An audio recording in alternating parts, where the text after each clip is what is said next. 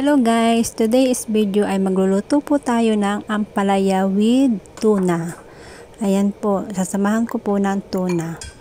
At tara na guys, simulan na natin ang ating pagluluto.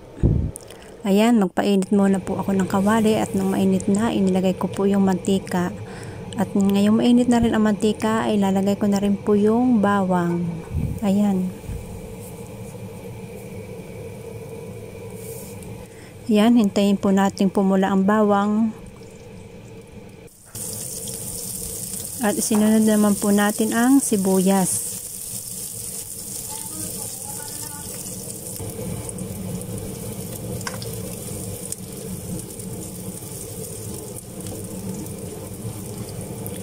Kapag mapula na ang sibuyas at bawang, isunod naman po natin yung kamatis.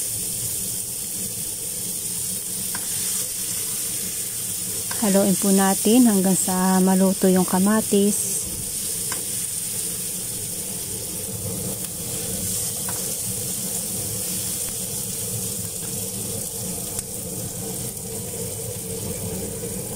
At kapag ganyan na po ang itsura na, ayan, isusunod naman po natin ilagay yung ampalaya.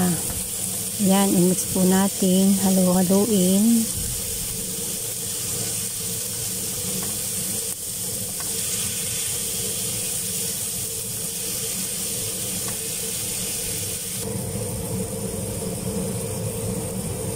Ngayon naman po ay mag-a-add ako ng black pepper at asin at konting seasonings.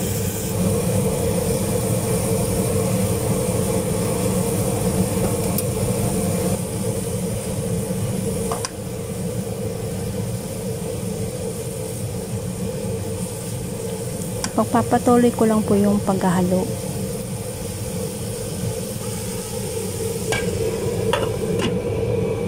Yan, takloban mo naman po natin. After ng ilang minuto, open natin at ayan na po siya.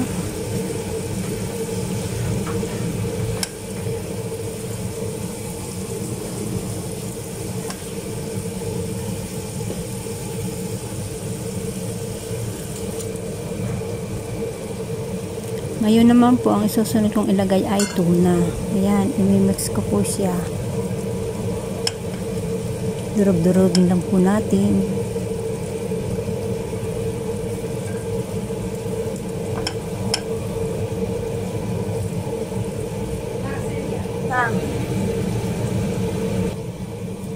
Yan, ipagpatuloy lang po natin yung paghahalo. Yan, para magsama-sama siya.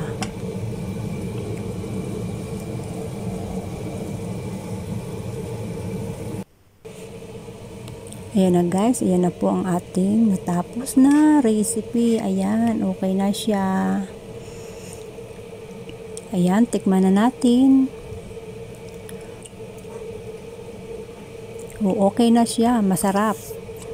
Masarap palang magka-combination ng ampalaya at tuna.